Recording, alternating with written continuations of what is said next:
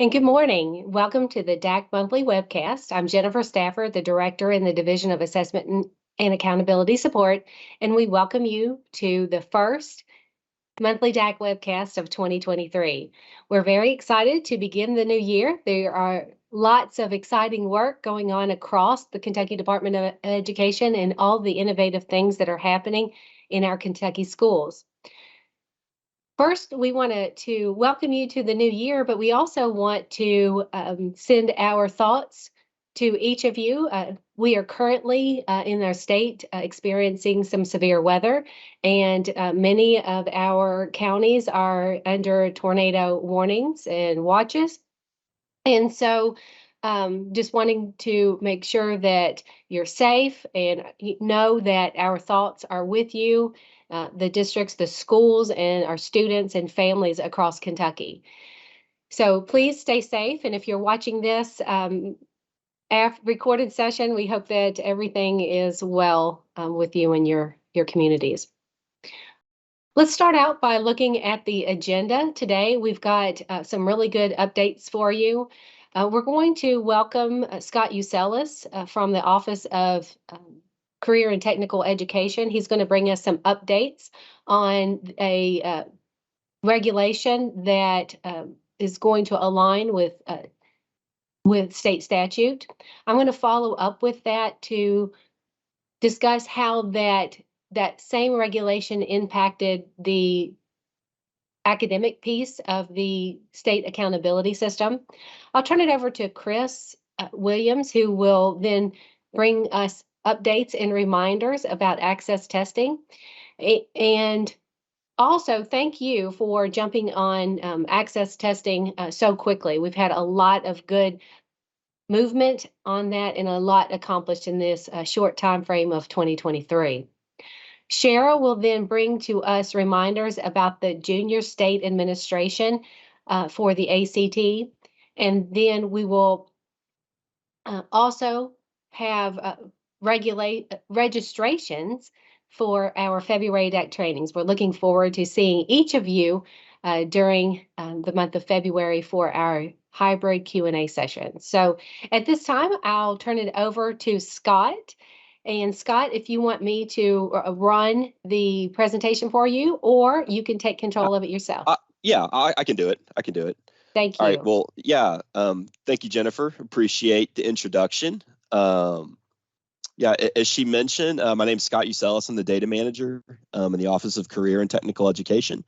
And today we're going to cover some changes made to Kentucky's post-secondary readiness indicators through Senate Bill 59 from 2022.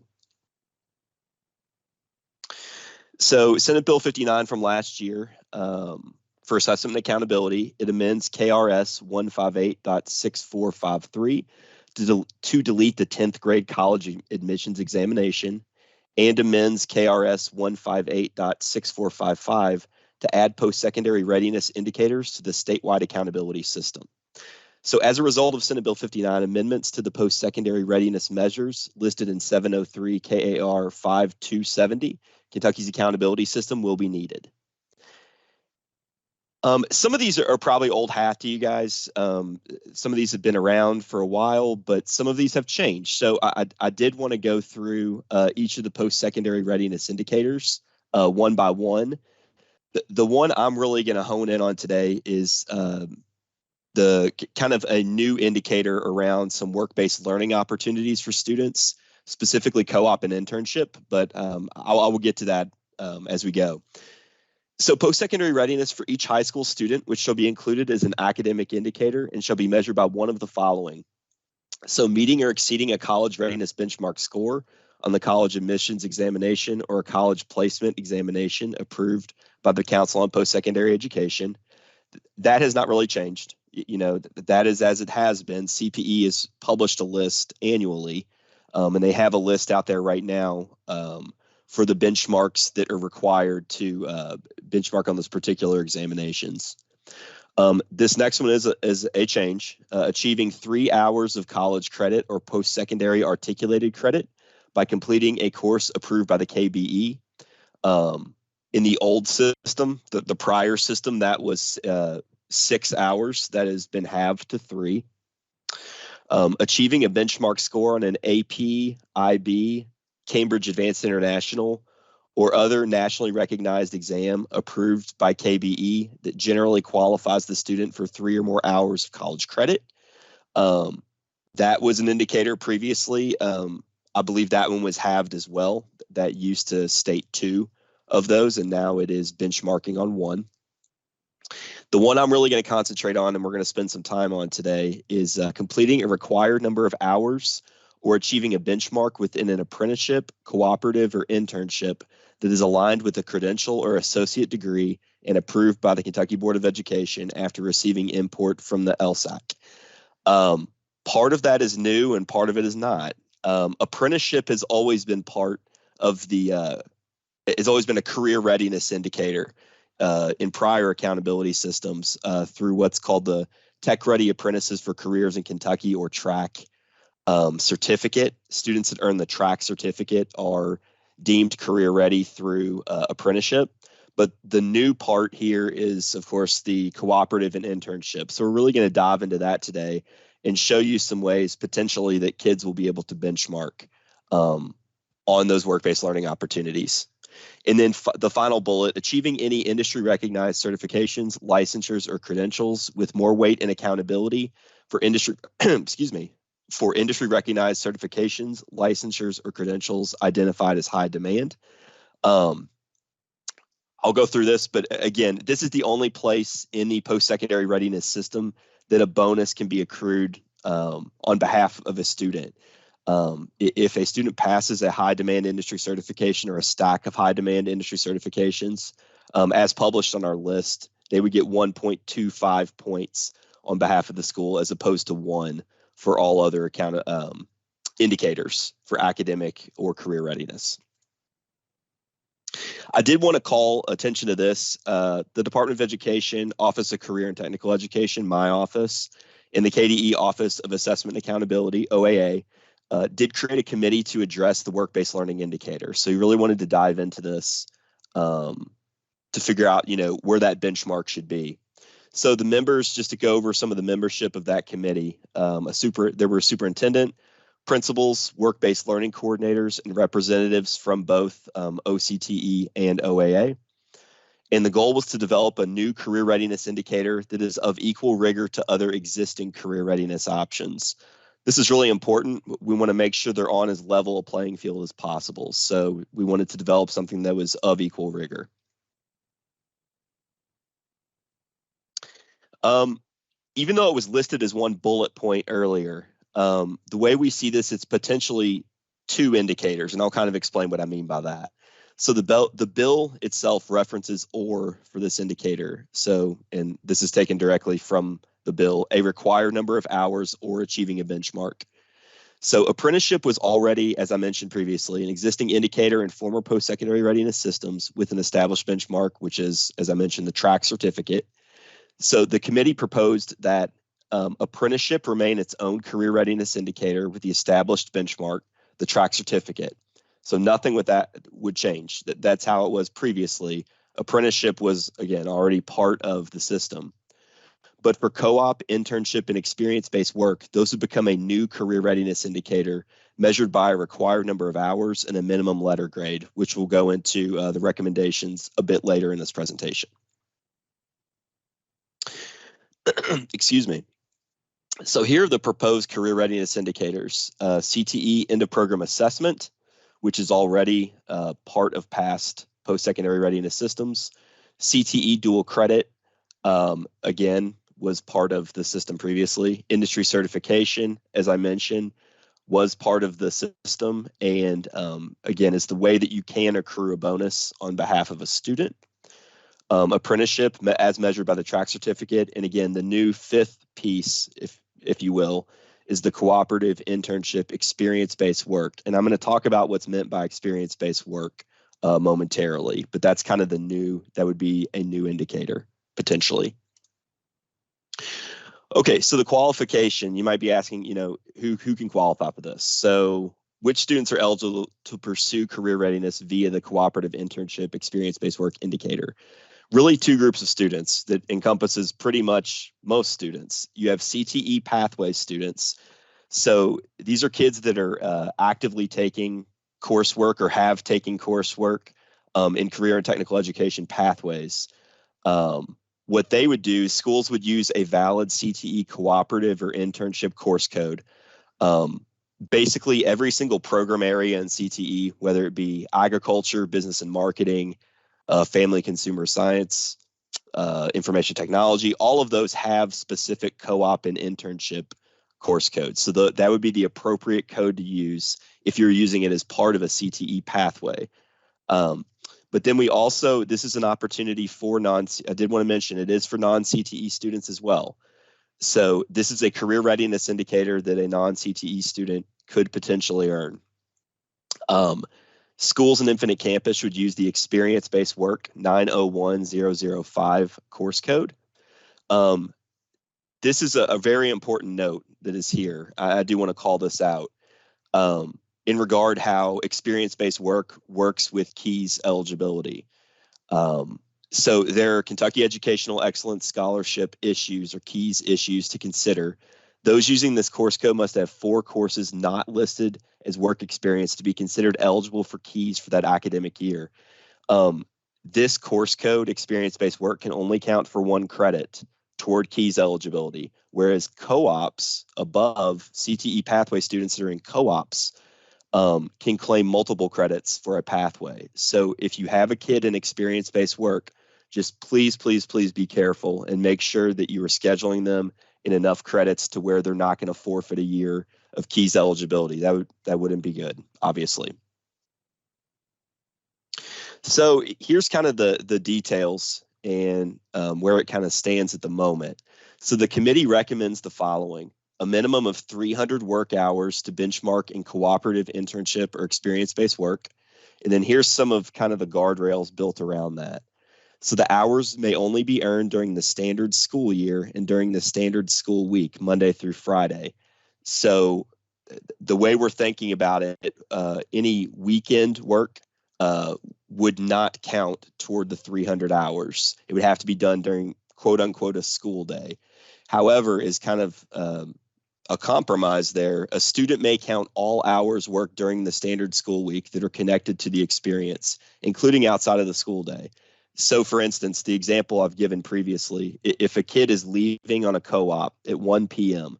from your school and they're starting the job at their co-op at 1 p.m. and they're working till 7 p.m. or 8 p.m., let's say it's 8 p.m., they would get to count all 7 of those hours toward the 300-hour minimum. They would not be capped at only counting the work experience that took place during the school day.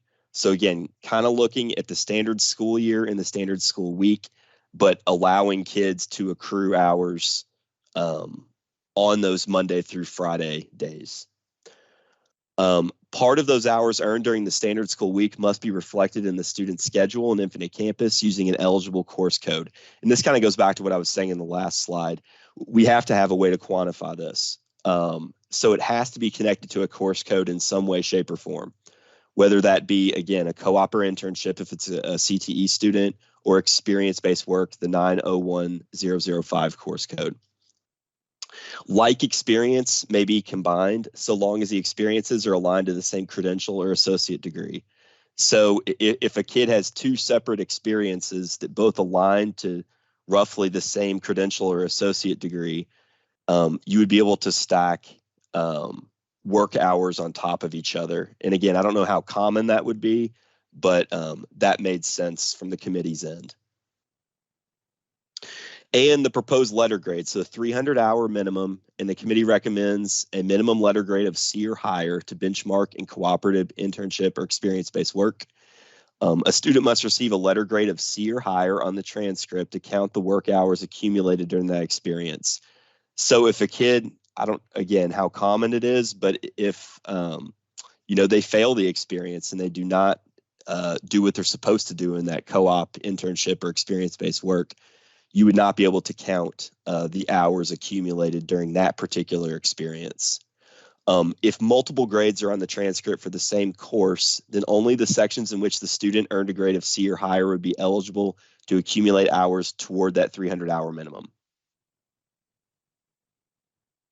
The data collection piece of this, and this is where I kind of come in. I'm the person that would be, tracking this at the end of the day.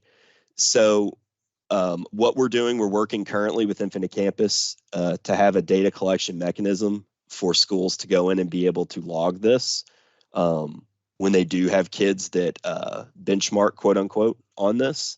And the committee suggests the following fields be used to capture co-op internship and experience-based work data. So the work-based learning type is to be a drop-down of some sort, cooperative internship experience-based work. The course name, the course state code, the number of hours completed in that experience, the employer that was in which the student partnered, the career cluster, and that's kind of verbiage from CTE. Career cluster, you could just think of it as a program area, agriculture, business, etc. And again, we would have a drop-down list there.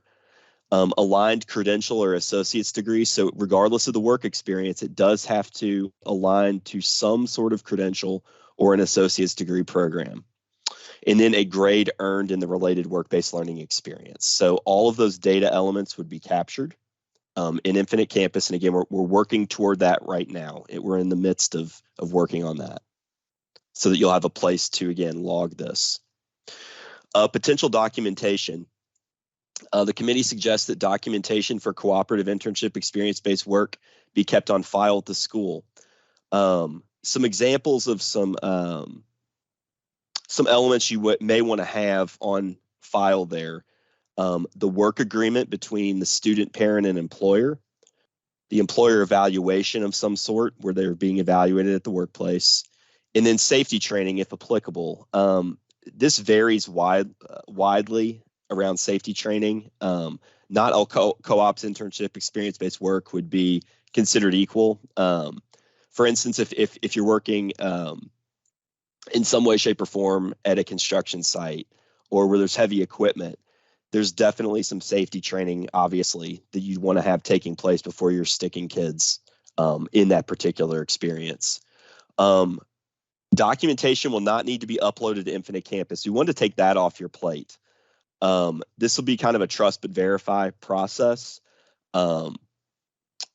This is similar. I don't want to get too off track, but this is kind of similar to the way we track industry certifications.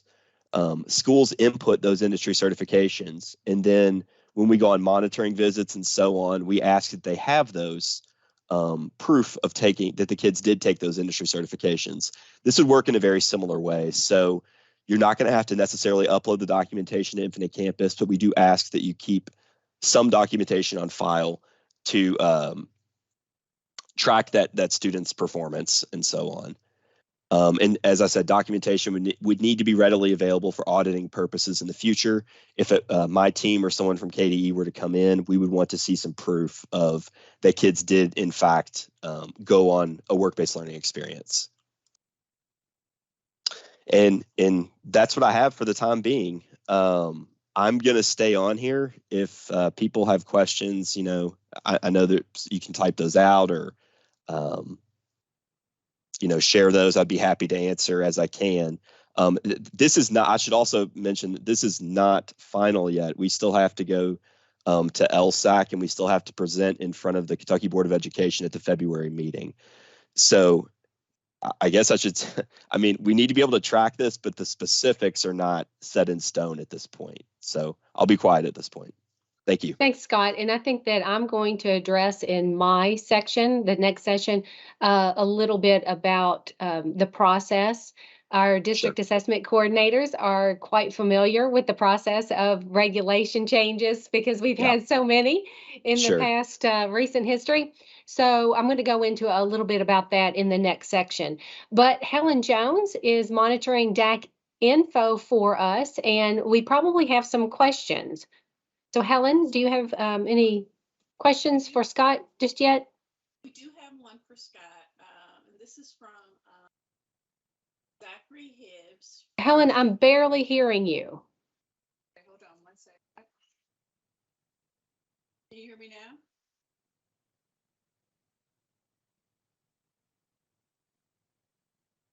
Is that any better, Jennifer? It's much better. Thank you. That's better.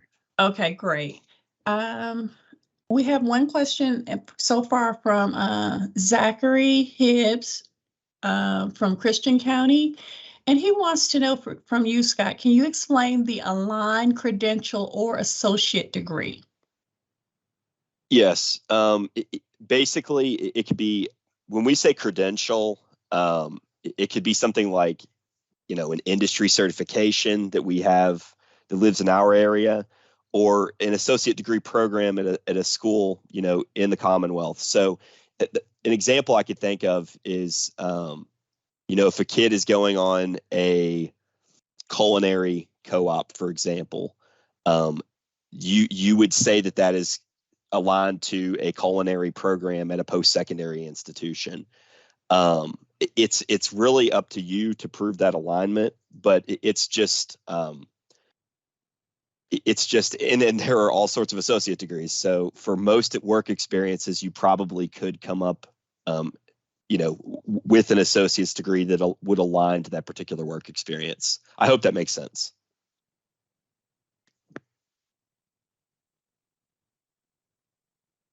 And Scott, you have one additional question that came in. And this is from Steve Case from Madison County.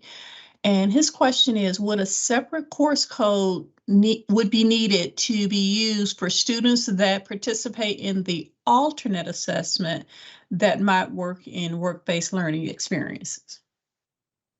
Yeah, and if he's referring, I guess the CWEC, Probably, I would the career imagine, work yes. experience, Yes. that would work slightly differently. But that's something we're going to have to look into moving forward. It probably wouldn't be captured in this particular data collection, but I think that's something we're going to have to be open to for those particular kids as well. Sorry, I wish I had more specifics on that, but I do not. Okay, those are all the questions we have at this time for you, Scott. So okay, I'll stay on just in case. Great, Thanks, thank you. All right, thank you. And the Senate bill that Scott's been discussing has impact to both the academic as well as the career aspects of the accountability system. So the Senate Bill 59, as he was mentioning, did impact the academic portion of the accountability system as well. And the change that it made to the academic piece was that one aspect of the post-secondary readiness, that students only have to demonstrate one aspect, whether it is academic or career measures. And so with that change to the academic piece, it was one of the academic pieces, for example, the accumulation of dual credit, it only had to be one dual credit, or it only had to be one benchmark in ACT, or one qualifying benchmark on an AP exam. So that change was made immediately because that we had previously in place, we had two, and we were able to, as a state, be able to implement the change to academic readiness immediately. So the state assessment results that were released in October of 2022 did include the change to post-secondary readiness. So at this point, KDE is taking steps to align the regulation not only to the career aspect that is forthcoming, but also to update the regulation so that it aligns with what we did in 2022 and to the statute. So we are just adjusting the regulation now to reflect what we did to academic readiness. That bill also, as Scott mentioned, made changes and added the apprenticeship programs to that. So this regulation, because it has both pieces in it, is going through the process. As Scott mentioned, we did go to LSAC, or the School Curriculum Assessment and Accountability Council, SCAC. It is a legislative mandated, governor-appointed committee, and they meet on a regular basis. The SCAC has 2 members from a variety of different role groups that include superintendents, college representatives, Board of Education members, teachers, district assessment coordinators, and so forth. So that committee met in November, and Scott took the proposed changes to SCAC, and they provided feedback on that. The next step, as he mentioned, will be going to the local superintendent advisory council. Again, that is another governor-appointed legislative advisory committee. That next meeting is happening at the end of this month, and we will collectively be taking the proposed changes to the Kentucky Board of Education in February. At their February meeting, they will have discussions on the proposed changes. If all goes well, then it will move into 60-day public comment period. March and April is that tentative time frame. Now, if there are no comments, it could move rather quickly through the rest of the process. But knowing accountability, we generally get comments during a public comment period. We will return, if we get comments, with a statement of a consideration. And that statement of a consideration is the department's way to formally respond to the comments that are made during that public comment period. So if we have comments, that will tentatively go back to the Board of Education at their June meeting. And then the regulation will move through the legislative committees in the summer. That may include EARS, the Education Subcommittee. And then this regulation then would become effective in the fall. So the fall of 2023. So the implication to accountability is that these changes that Scott was discussing about the apprenticeship programs and such would take effect during the 23-24 accountability school year, so that we can make those changes and get those into accountability, school accountability, for reporting in the fall of 24. Now, as I mentioned, we had gone ahead with the emergency clause with the academic piece, and we were able to go ahead and make that change immediately. So that's the current timeline for the application of the regulation moving through the process. So along the way, these are good questions that you ask about the details. And I'm sure as the process gets more formalized, the individual questions and details will be more robust, so that we can provide additional information and all the information that you need to then give our students the best opportunities. So, Helen, let me pause there and see if there are any questions about the academic piece, the career piece added from Senate Bill 59, or if there's any other questions about the time frame. Not at this time, Jennifer. I'll Okay, keep you great. posted. Okay. Well, then at this point, I will turn the presentation over to Chris Williams, who is going to bring us updates about access testing and opening of rosters. Thank you, Jennifer. So I'm going to take over, and I'm just going to kind of give you some reminders about access. You notice that we do have the access window is happening. It started last Thursday, and we're excited to start off our year with access for this year. And so let's begin, and let's just talk about some of the things that I just want to remind you. Like I said, the window started last Thursday. It will stay in effect for access and alternate access for the operational through February 17th. And of course, we have last year we had tornadoes and things like that happened, and so we did have some changes to our windows last year.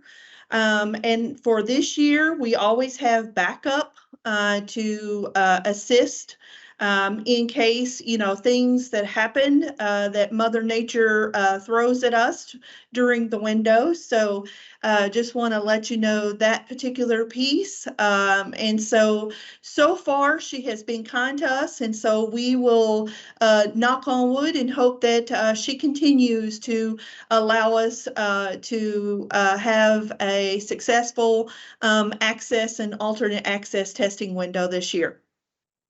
Another thing just wanted to remind you too is that once that window closes on February the 17th, before that will close on in February we'll have the alternate access test window that will occur, and it'll happen just a little bit at the end of our operational assessment and go all the way to April the 17th. Then we also have alternate access rosters that we opened up as well. And those will remain open for you to do any non-participation for our only for our English learners. If you have any non-participations, you will file those now. And then those will stay open until March 10th at 5 p.m. Eastern Standard Time. And just want to remind you again, those are just for non-participations only.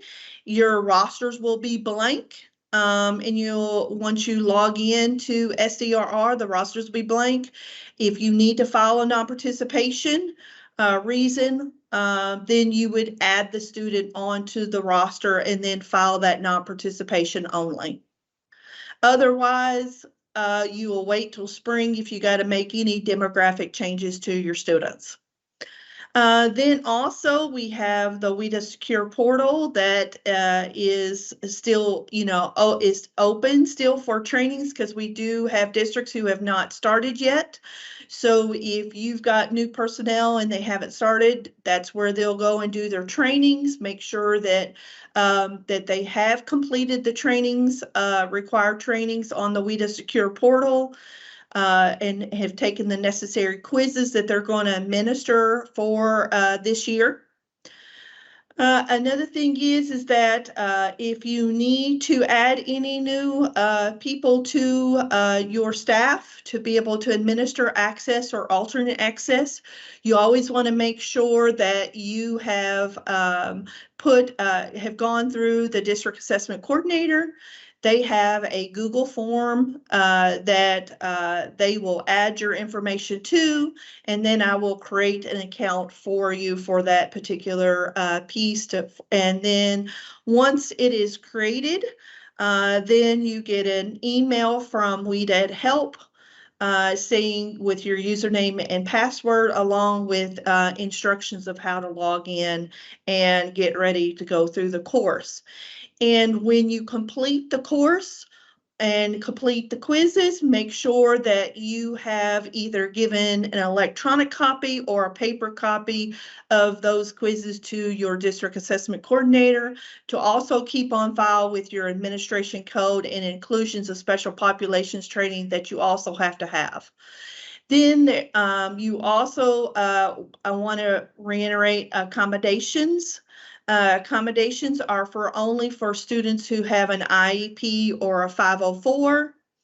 And there are specific accommodations that you can have for this assessment that you can't have, that you can't have, for any other assessment we have.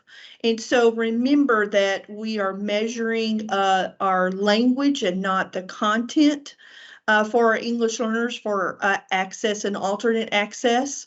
And so those accommodations, like we say, we always tell you in administration code and inclusions of special populations training that, always read your manuals. It's very important because there are specific rules for each one of our assessments. And so you always want to look at those to see what's the latest. And that's the same as for access. We do have the manuals that you need to read carefully. Also, if you're providing accommodations for your IEP or 504 students only for English learners, that you have looked over the accessibility and accommodations manual. And it is broken down for you what accommodations can be done both online versus paper. And there are some instances where you can't have that accommodation, online, that it is only available for paper. And so just be looking closely at those. It'll also tell you in what domains that the student can have those accommodations in. And we don't want to ever give an accommodation that would invalidate our assessment and lead us to an allegation. So some of the things that, you can't have, one of the examples that you can't have on access is that the bilingual dictionary. You can't have that. Now you can have it on KSA, but not for access or alternate access. Another one, is that, we do have, a text reader. Text reader is available on KSA, but is not available on, our access. Our vendor does not provide that. Also, there are oral native language support. Of course, you can't have that on access where you can have it on KSA. Those are just a few examples of some of the things. And this is also was back in our trainings, and we'll talk about that in just a few minutes for additional resources for you. Now, also in WIDA AMS. So, we've gone through the WIDA Secure Portal where you do your trainings. Now we're going to switch over to WIDA Assessment Management System. And that is the system where your students are already pre-populated into test sessions. If the students were enrolled during the ordering window back in September and October. And so those students will be pre-populated for you, and there was no, you didn't have to do anything except for just to, print out the test tickets.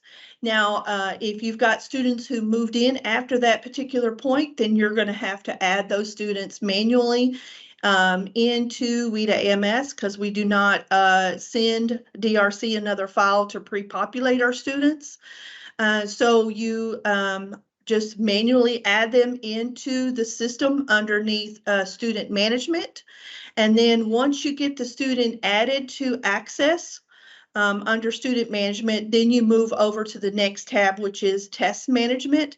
And that's how you get the student into test sessions. There's also a training on test setup that will assist you with adding students. Also, another thing that you can do is order additional materials. Our district assessment coordinators, if they are ready to order additional materials, they just need to send me a email saying I need to order additional materials now because I don't have enough. I've looked through my district, overage. I've looked through all of my schools, and there's not any additional materials. So, and remember that you can get materials from anywhere in your district, from any school or from your district overage, which is at the district office. You cannot get materials across, you can't share materials across districts, but you can do it within your district. So if you've got schools that have extra materials and they do not have a pre-ID label already on it, then you're able to borrow those materials. You just have to document that on your inventory of materials. And then any materials that you borrowed, you ship them back with the school that is using them. And then any, like I said, any additional materials, as a DAC, you will send me an email and I'll go in, because I have to grant several permissions for you to do additional materials, where it's a little bit different than when you were ordering. There were no permission sets during that time. And we just do that so that we just keep track of, all the materials that are additional materials that are being, ordered through your district, and making sure that, we keep within our contract as well. And then another thing is that in WIDA AMS, you have test tickets. Test tickets are very important. Every student has to have a test ticket if they're taking it online for access. And with those test tickets, those are secure secure materials. You have to, just like any other materials, you want to have a check-in and check-out process for those materials if it's just the test tickets. And if you've got any for grades 1 through 3, for writing, of course, you're going to have materials for those particular students, and we'll talk about that in a minute. But with the test tickets, like I said, you want to keep those secure. And another thing is that you want to make sure that you're handing out the correct test ticket to the right student. Verify with that student. I don't care if you have to ask them one more time, is this your particular test ticket? And if you are not familiar with that student, ask the teacher, that you're going to, that you're, that has that student, all day long. Is this particular student? Just double check that, because we are having, we do have a few issues with test tickets. Where the test ticket is given to the wrong student. The student takes the test, and then we have to go in and remove that and move that test to the right student. And that does take time. Plus, it keeps you from testing the other student that the test ticket was meant for. So it just complicates the system just a little bit, and it also keeps you from proceeding on with access, in a timely manner. So just remember, and also if a student is given the wrong test ticket and has taken the assessment, of course, that also leads to an allegation, because that they're taking it on someone else's test. And so that's a issue as well. So just keep those things in mind. The thing is that not only with the test tickets, for every student, but especially for grades 1 through 3, you have a writing test booklet that those students have to take, on paper, where they take, listening, speaking, and reading online. So you always want to make sure that with those students in grades 1 through 3 that they have taken the reading and listening first, and then you will go into the tier placement report in WIDA AMS. When you go into the student, you can go into student management or test management and be able to see that information.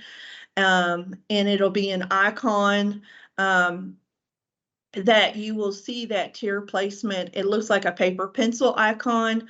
You'll go in and look at that, and it will tell you exactly what booklet to pull for that particular student, whether it be tier A or BC, based off of how the student did in listening and reading first. And then that's also important piece, because you want to make sure that those students have completed those 2 domains before you order any additional materials for those students as well. Speaking, just want to kind of go over some issues that we've had in the past with speaking, is that, you always want to double check those microphones, make sure that the microphones are working, make sure that they're plugged into the computer. I know that you all may think that's silly, but as in the chairs, some of those chairs wiggle and the students, move back and forth. And we always like those chairs. They also go up and back. Some of the chairs in our computer labs or in our classrooms where we're providing, this for our students. Testing, and sometimes they come unplugged, and then the student thinks that they're recording their answer, and you thought they were recording, but they actually weren't. And so that also leads to a problem, to an issue with speaking, and they don't receive a score. Which, if they're missing a domain, they won't get an overall composite. So, we want to make sure that our students are being tested in the best possible way, and that they are going to get credit, for taking all 4 of the domains if possible. There are a few exceptions for our deaf and hard of hearing where they only take 2 domains of the test. Now, also student transfers. We get students, who transfer, throughout the testing window from, from January the 5th through February the 17th. And so when you get those students in and they're transferring in, you want to see if they tested previously before you add them, or do a transfer. Because, if they're a brand new student and they've not been in any school district, then you would have to add them manually into the system. If the student was in one district, for example, in Franklin County, and has moved to Murray Independent, and the student started part of the testing in Franklin County and then moved to Murray Independent, well, then, of course, Franklin County is going to remove the student from any test session that the student did not complete with them. And then Murray would also want to do a transfer to have their tests that they did complete in Franklin County move to their district, and then be able to test with the remaining test. And so that is all done within, the student transfers are done within the system in Wheat AMS. So you want to always, as a DAC or BAC, be doing those transfers completely, and not just adding students and creating duplicate records, because we don't want that issue, because that leads to some more issues when it comes to duplicate records in our system. And so also you have them not only going transfers from, district to district, but you also have students who transfer from school to school. And so you can easily, as a BAC, transfer them within, easily within your district. But now if you're transferring, district to district, you want to talk with your BACs, want to talk with your DACs of how to do that particular piece, because you want to make sure that is done accurately.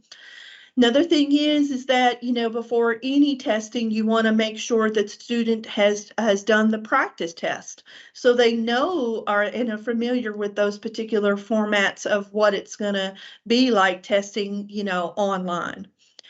And then, of course, forms. Let's talk about those forms, because, with any of our state required assessment, including access, you have seating charts that you have to do for both group, if you're group administering the domains, or if you're doing individual domains. And also there's medical non-participation forms. If you've got a medical reason why the student is not able to test, Those are on the forms page. Also, we do have some medical emergencies where the student may have broken their arm and during testing, and they normally don't get accommodations. That's what we have, a medical emergency form. People ask me all the time, Chris, do we submit the medical emergency forms into SDRR? No, we do not. Only the medical non-participations. So for medical emergencies, you would fill out the form correctly, make sure you've got all the signatures, and you would just keep that medical emergency form in your district office. Also, allegations happen during testing, as we talked about. One of the things is testing tickets, giving out the wrong testing ticket and the student has completed that particular test on another student's. All the, not keeping materials secure, not monitoring properly, students having cell phones out during testing. That's, that's a big one that leads to allegations. And you always want to be careful. I'm going to tell you this one when it comes to cell phones.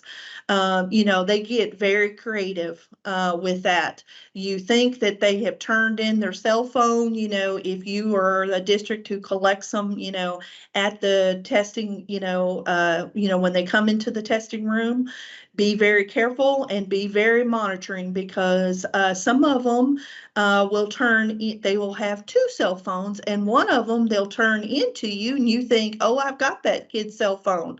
And then they'll have an extra one, on them, either in their jacket or underneath their pants, wherever they decide to hide that. And so, those are things that happen, and you want to make sure that you are monitoring properly and you catch those, because those can also lead to allegations if a student has gone to another website, because you remember it's a lockdown, when they're in the system, and they should not have any type of external device like a cell phone to be able to hit the internet and go to other places. And then the last thing I want to talk about is access trainings. We have some wonderful resources for you on the KDE website on the access page that goes through user accounts that I've talked about today, goes through, access overview that has lots of things about forms and the seating charts and where to find things and what to do and how to keep things secure. Also, we have the test setup that'll help you be able to set up test sessions if you have to do those, if you have to add any brand new student who has not been in any district. And another thing people ask me too is that, well, what if a kid transfers from state to state? You can't do transfers from state to state, so in the consortium. So I can't, our kids from Kentucky can't be transferred to Wisconsin, etc. And so, those students would have to be manually added, to those. Just like if you've got a brand new student from, Mexico or Honduras or Italy, anywhere from France, you've got a new student coming in. So then we also have, roster training as well that we sent out in the Monday DAC email to help you with the non-participations and reminding you that they're going to be blank, and that you'd have to add the student if you need to file a non-participation. And, we have very limited non-participations for access. Those are for, medical non-participations. If a student withdrew, during the testing window and is and did not get tested, there's a non-participation for that. There also, if a student is initially fully English proficient, IFEP, we should not be testing students who are IFEPs, because they, for access. If you get a new student, from a brand new country, and this is their first time, they do take the access assessment. There are no, exemptions for them for that, unless it's a medical reason or one of our other non-participations. And if they're brand new, then you would give them the screener first to see if they qualify. And that's what I'm talking about with IFEP students. If they had taken that and done that, then, you want to, they would not be taking access. We do have students who have, who are RFEP. Those students are redesignated fully English proficient on access. That means they've already tested out and they shouldn't be tested with access. And then we also have students who have, other reasons why, if they are,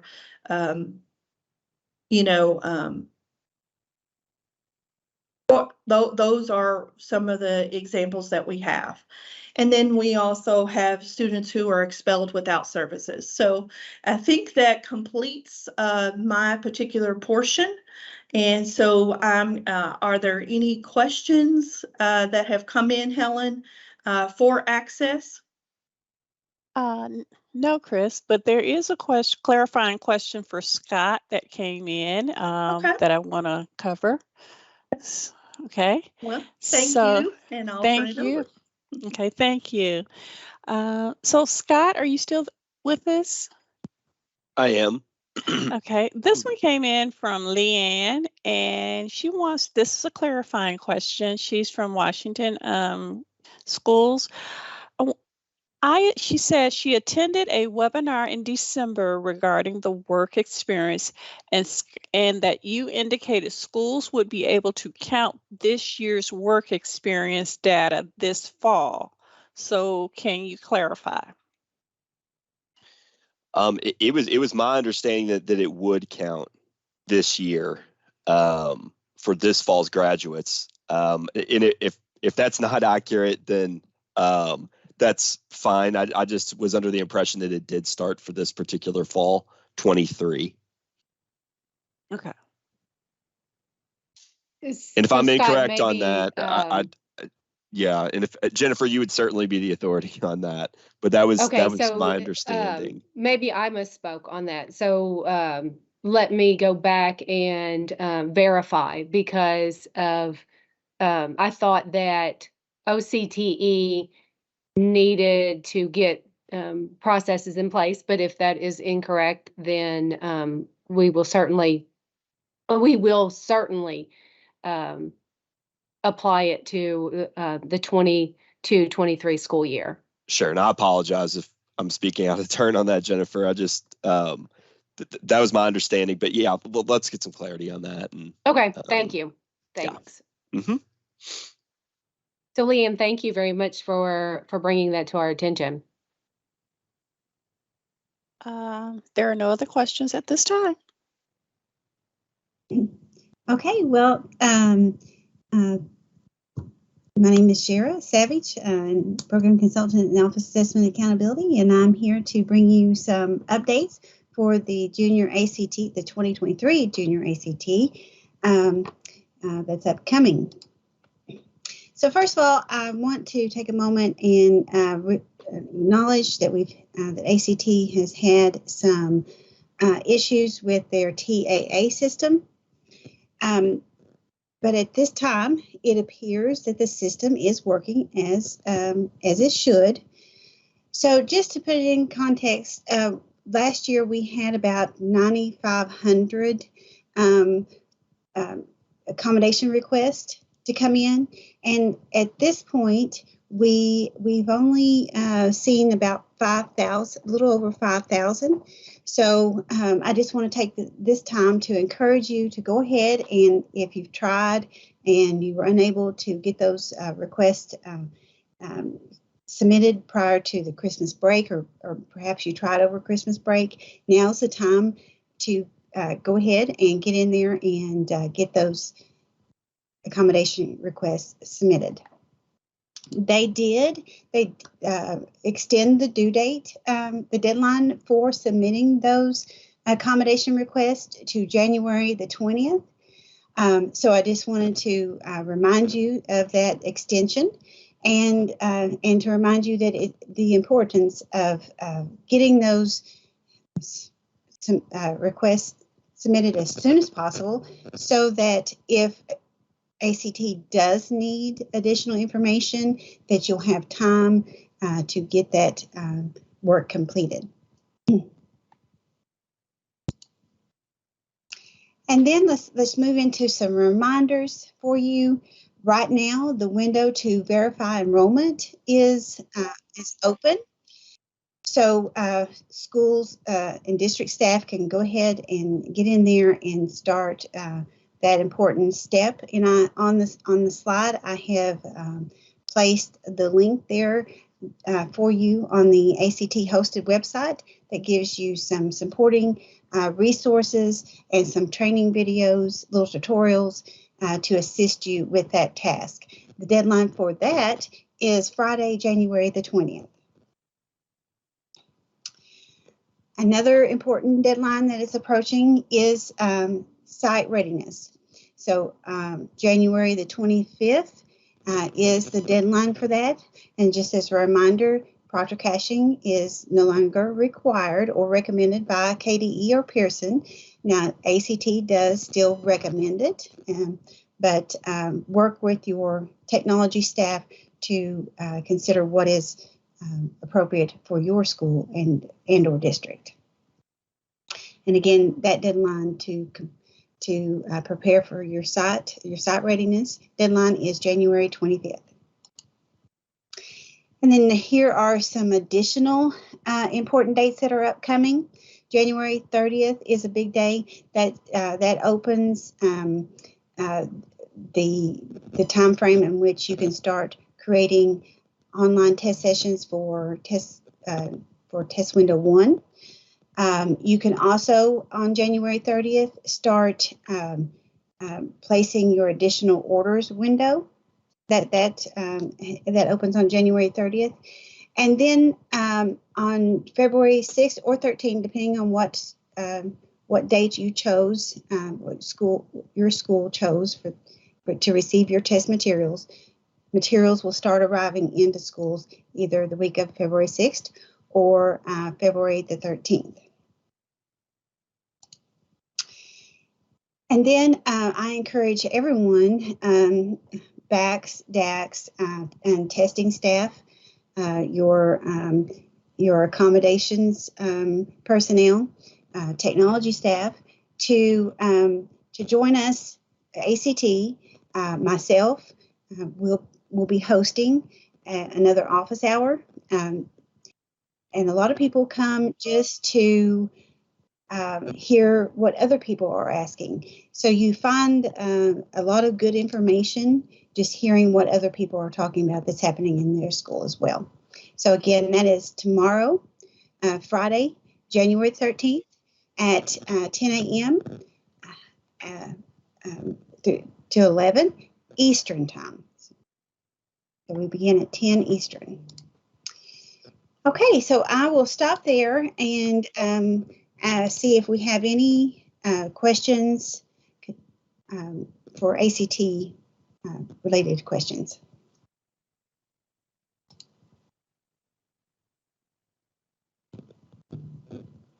Hold on 1 second, Cheryl. Let me refresh. No, we do not have any ACT questions at this time. Okay. No additional questions for any of our presenters at this time. So okay, all right. Thank you.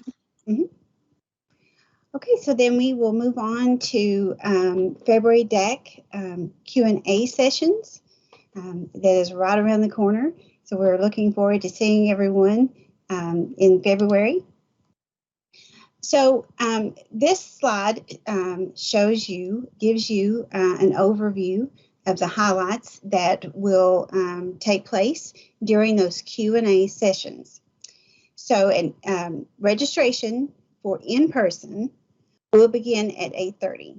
So from 8:30 to 9, we will register in-person attendees. Then at 9 o'clock, we will begin the Q&A session, and we will have, again, the in-person, and then we will have the online option as well. So at 9 a.m., we will welcome and we'll give any updates that we need to share with you. We will roll right into KSA, which will include the KSA Pearson Access Next and information or questions related to Test Nav. Between 10:15 and 10:30, roughly, tentatively, we will take a break, and then we will roll right into the alternate assessment, the alternate Kentucky Summative Assessment, AKSA, and accommodations questions.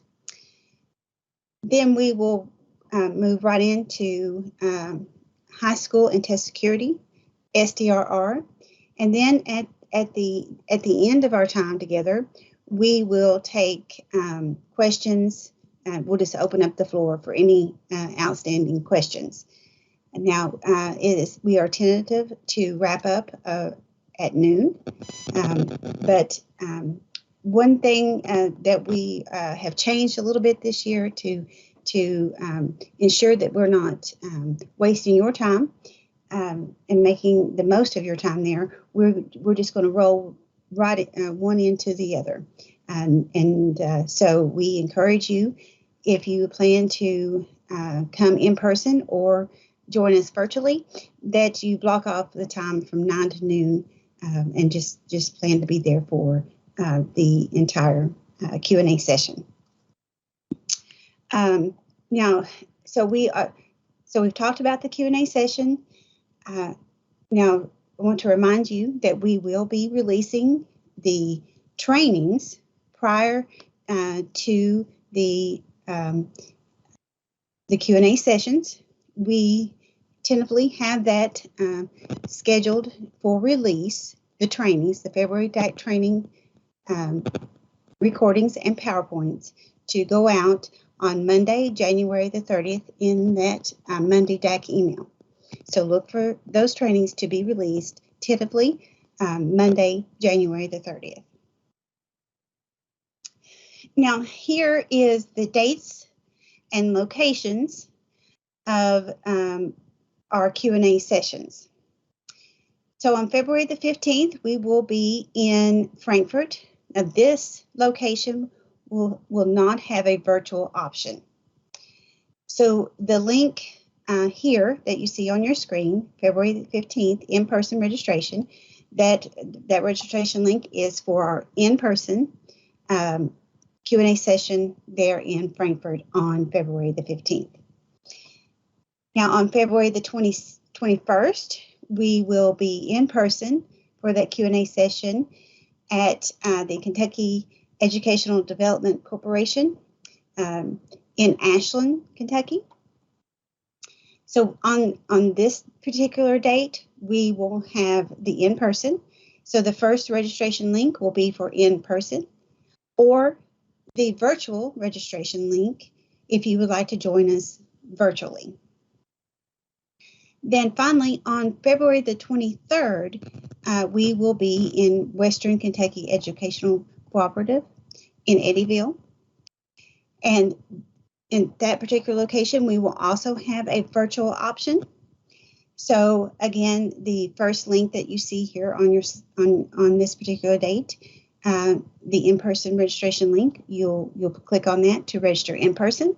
And then the second link for that date will be your virtual option. The virtual will be held via Teams. It will be so that you can come off mute and or camera if you would like, and ask questions virtually. And we will have a team member moderating the virtual sessions during that time. One other thing I'd like to point out is we ask that, most importantly, that you watch the pertinent trainings for you prior to coming to either the in-person or the virtual Q&A session.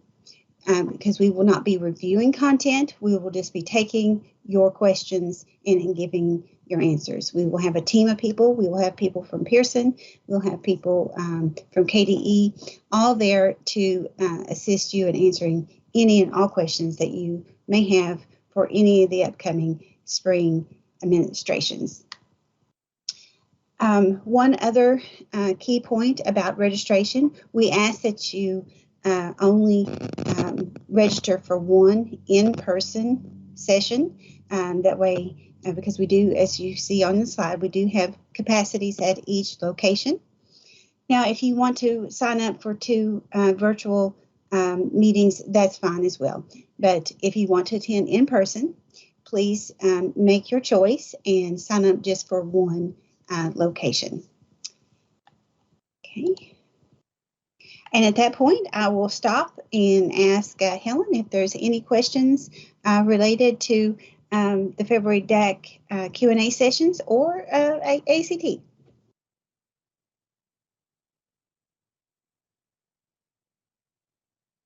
I've refreshed DAC info, and there are no additional questions, not at this time.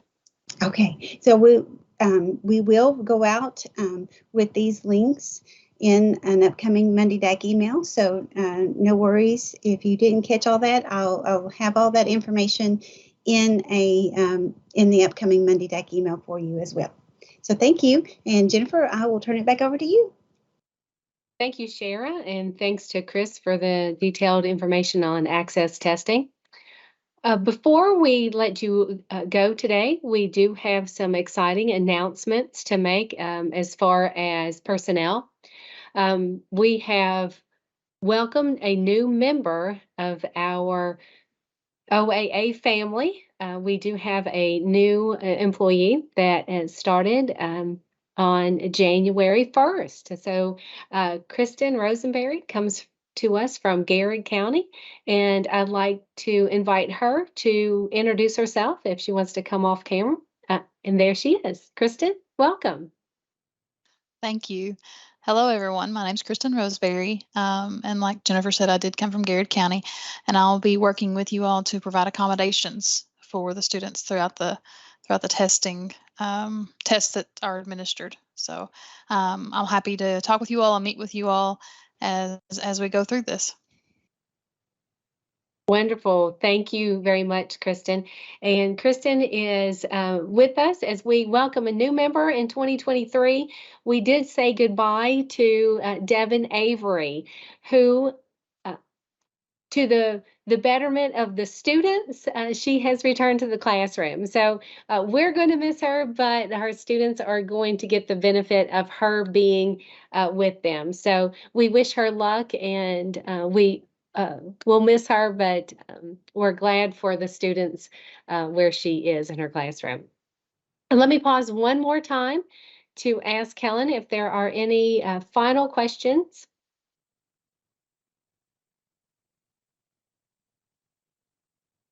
None at this time, Jennifer. Thank you. Thank you, Helen, and thanks to all of our presenters. Thanks to Scott for being here from the Office of Career and Technical Education. Again, we thank Chris and Shara, as always, for being with us, and Helen, for you for monitoring DAC info. And thanks to all of our district assessment coordinators for being here. Our next meeting will be, we will be meeting with you in person in February. So please look for those recorded trainings, and we look forward to seeing you either online or in person for our hybrid question and answer session. Until then, please stay safe and stay healthy. Thanks.